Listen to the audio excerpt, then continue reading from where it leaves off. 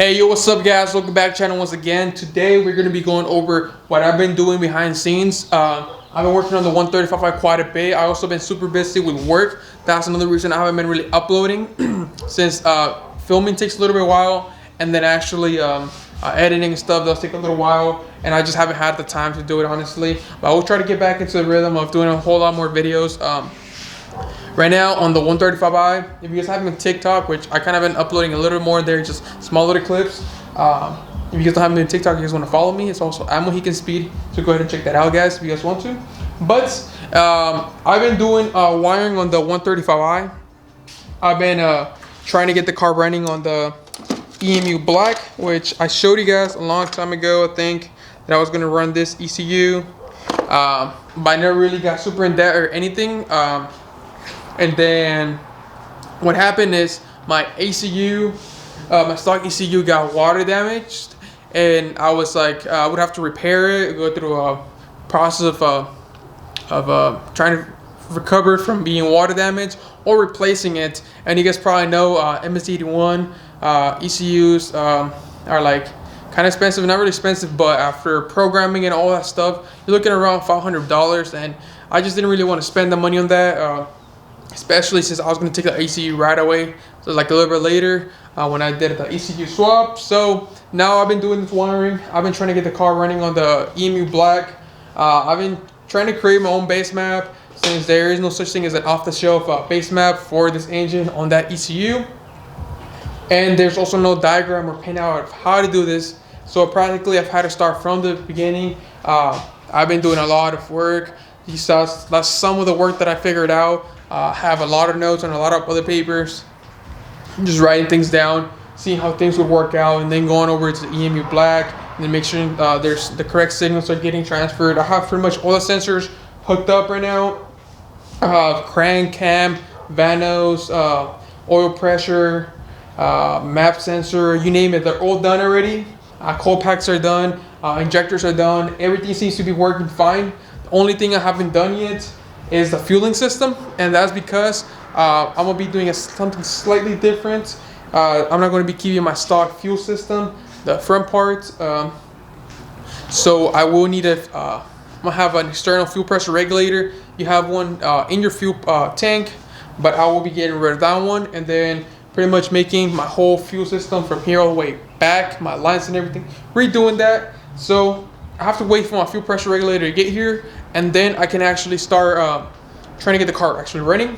But for now, the majority is already done. Only thing I have to wire in that I haven't done is a drive-by wire, which I just haven't done because honestly I just have been really busy. But it's actually not that hard. I have all the wires already figured out. They're underneath the intake manifold, but I have all the wires already figured out where they go. I just need to actually connect them, and so I can actually start messing around with it. But besides from that, everything is practically done. So yeah, I'll show you guys a little bit of the wiring here, kind of what I have going on. Then I'll go inside the car and I'll show you guys how everything looks inside the car, and then I'll kind of show you guys a little bit of what I'm doing with the fueling system.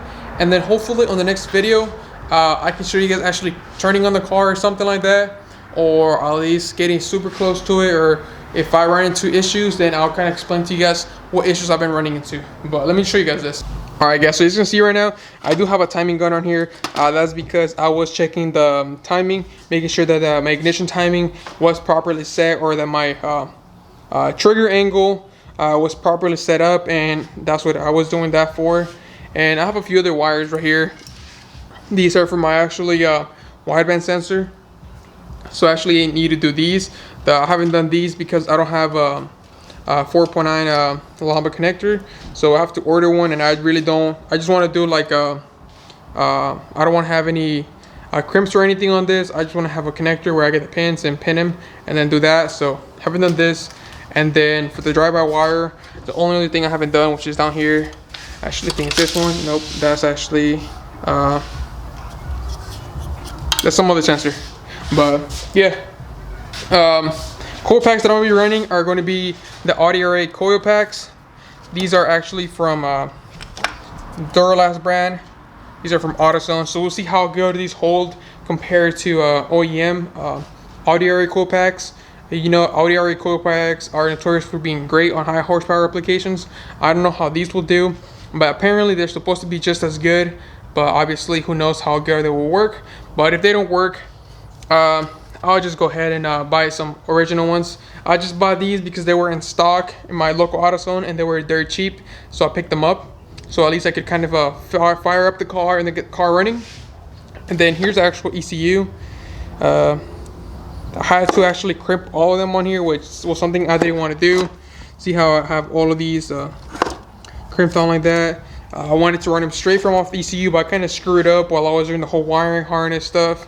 So I kind of had to do that. I was really left with no option. But yeah, everything. Also have a little fuse box on here. I have a few relays, a few fuses for the actual sensors and whatnot, since I do need to run power through certain things, and such things as a cold pack circuit needs a fuse. The injector harness or supply also needs a fuse. The wideband actually needs its own fuse as well. And there's a few other things that need a fuse. So, ECU needs a fuse as well. And I needed a relay for a few other things. So, everything on there, pretty neat. And the ECU is also going to have its own little bracket down there once I'm fully done.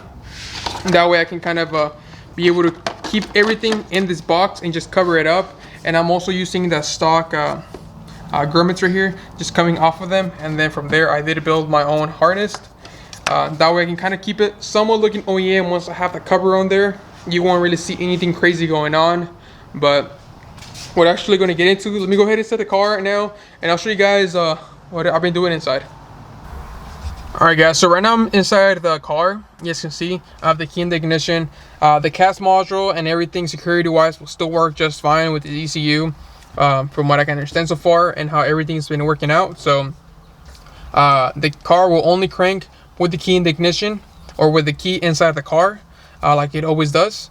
And if I go to open the ignition, second position, the ECU will go ahead and connect. So that's working properly. And then I have all of these lights on, but I don't know if those lights are going to stay on there or going to go away. But I know that the speedometer should work just fine because of the modules actually within the car, not the ECU. And then the fuel has its own module, so that will also work just fine. And then I don't know about these lights, like I told you guys.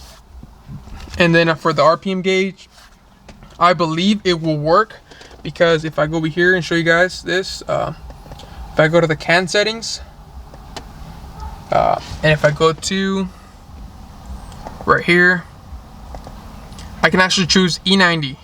So it would send the CAN bus messages over from the EMU black over to the dash. So and this is meant for E90. I didn't know this was a thing. I honestly thought I was gonna have to create my own CAN messages. So I was doing a lot of research on how CAN works and whatnot, because I honestly thought I was gonna have to do that, since I've looked everywhere and I didn't know this was an option until I actually came to I came here and I was gonna click user define, and I was gonna go over here and then start creating messages or start messing around with it. But when I actually came to mess around with it, I saw it said E90. So E90 should be the same thing as an E82 dash. So, or the programming itself should be the same. So hopefully this works out just fine. So my RPM gauge still works. I don't know what other kind of messages are going to be sent over, but that's really my main thing, just getting that to work properly. And then, I mean, if I have all these lights on, I mean, I can honestly take the dash out, take the glass off, and if I wanted to cover it up or something, or that would be the cheap way of doing it, or the kind of the ghetto way of doing it. Or I could go ahead and figure out how to code it off. I'm sure if I go in there and connect kind of like Pro Tool or something like that, I don't know if Pro Tool will be able to do it, or something, other program like that, I should somehow be able to hack into it and code all these lights off so where they don't turn on. But I'm pretty sure we'll figure it out once we get the car running and we get the car moving around. That's when I'll figure all that stuff out. And then as far as sound system, everything should still work fine. You can see that's non-dependent from the ECU whatsoever. Then like your heater, still works. The AC whole system has its own module. As a matter of fact, from what I was able to notice, the AC switch wire actually didn't even go to the car at all. It actually, didn't go to the ECU at all. It was actually a wire that came from the chassis. It would go through the ECU box, but it would actually just go straight onto the AC compressor. So that's what I did. I pretty much kept the AC switch just as factory. I routed it from there all the way back into the car, and just to how it was before. The only thing that I'm not exactly sure yet, but I believe it also goes into the car, is the AC pressure switch.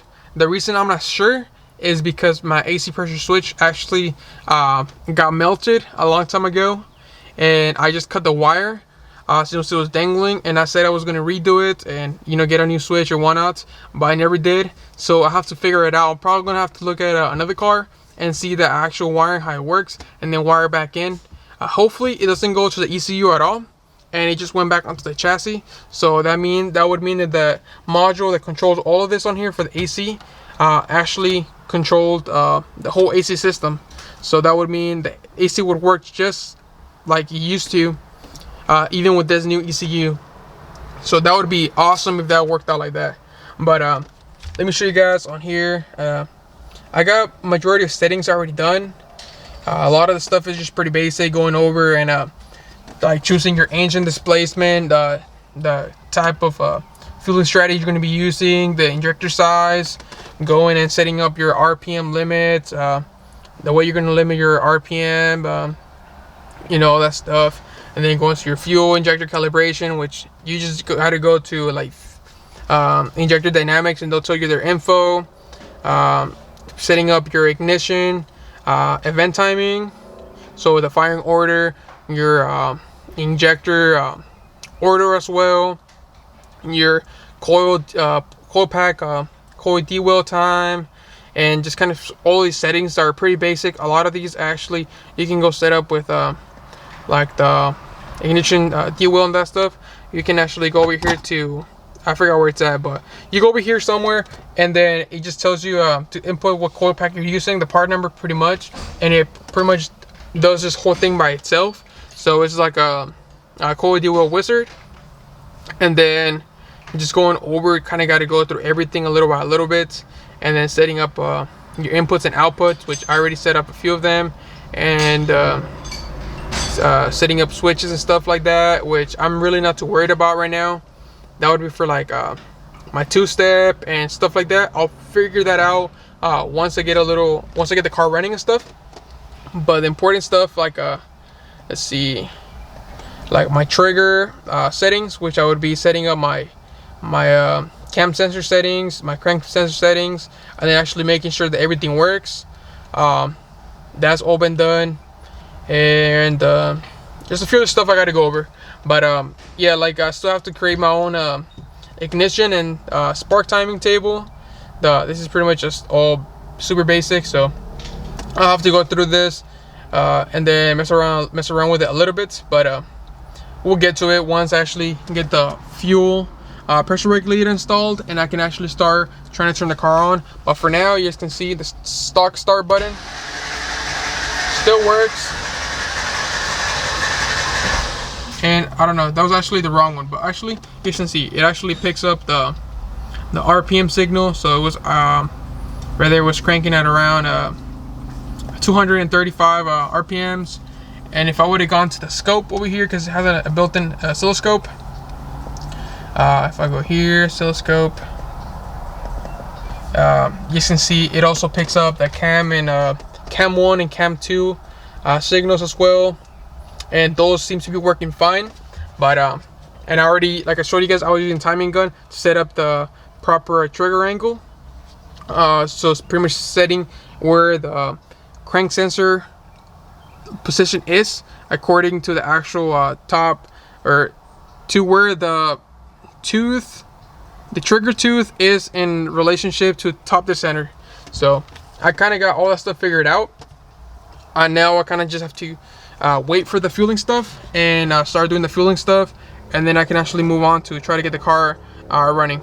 So I'll kind of show you guys real quick what I'm gonna be doing for our fueling, and then we'll kind of just end the video at that.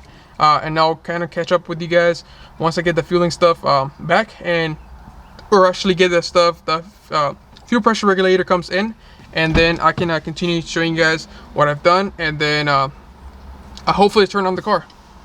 Alright guys, so this is the fuel rail on my dock raised intake manifold.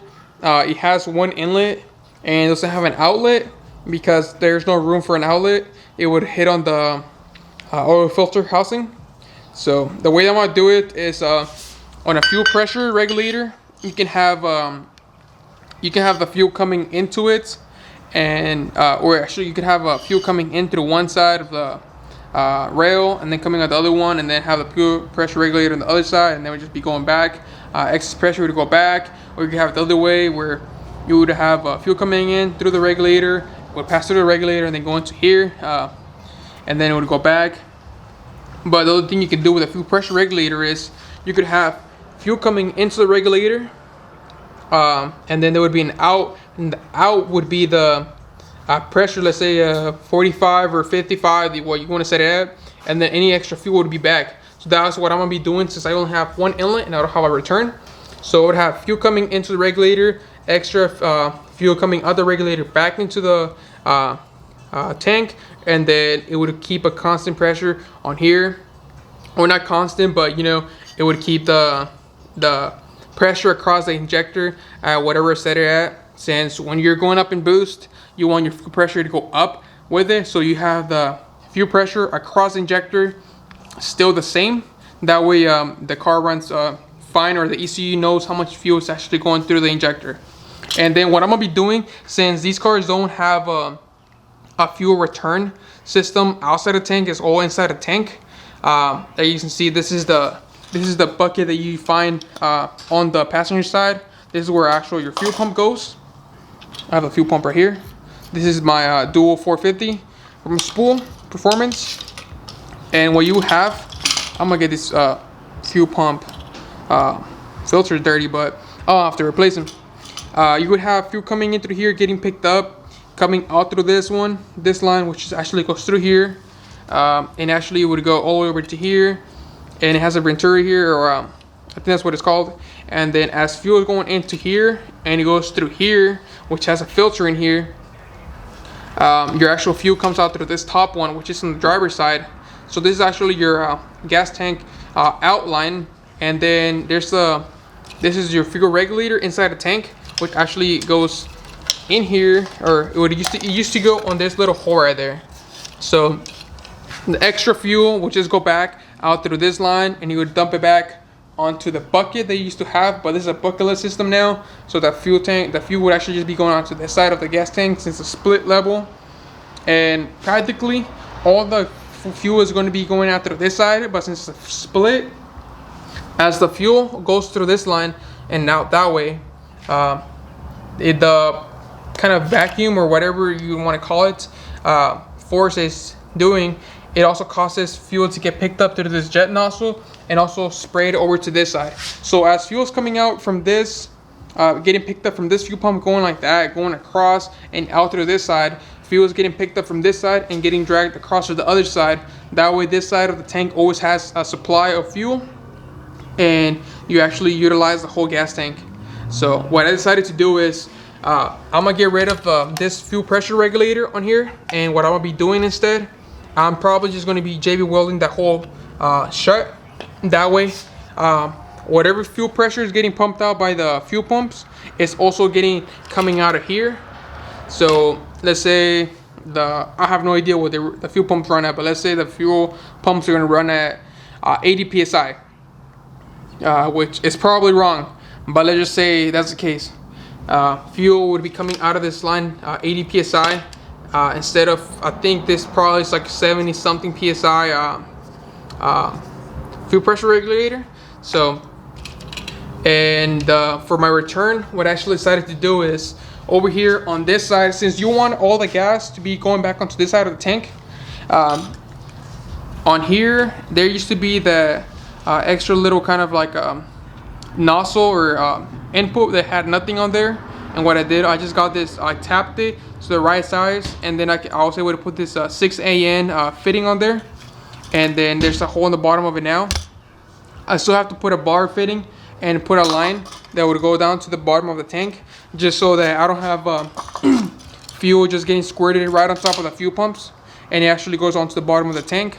But that's what I'm gonna be doing. So my return would be going to here. So my return would be coming out of the fuel pressure regulator, running all the way back to the back of the car, over the gas tank, and coming down into here. And from here I would have a line going here onto the bottom of the tank, and then my fuel feed line would work pretty much just as factory, coming out of there and then getting directly fed onto the fuel pressure regulator, and then the fuel pressure regulator would feed the fuel rail. So I don't know if that makes sense, but that's how this whole system works. It's really not that complicated, but you kind of do have to take a minute and just look at how things really work. But hopefully this works. I got a bunch of fuel lines already. I'm just waiting on the fuel pressure regulator, which should be here Friday, and then I can continue working on this. Alright guys, so I think that's really going to be it for the video today, guys. I know it wasn't super informative, and that's just because I don't want to be saying things that might not be correct. So I'd rather wait till the end when the car is actually running, and then I can actually answer a lot of the questions that you guys might have, or do a better tutorial like I told you guys at the beginning of the video. I might even try to get one of my friends' cars so I can kind of make a tutorial. If they want to go this direction, I might be able to redo it, replicate it in one of their cars, so I can have a much better video on how to do this stuff. But yeah guys, if you guys made it to the end, thanks for watching. I know I kind of dragged the video a little bit too long and I didn't really explain anything, but hopefully the car gets running here soon. Like I told you guys, Friday I get the fuel pressure regulator and we can get this car going. So once again guys, thanks for watching and peace out.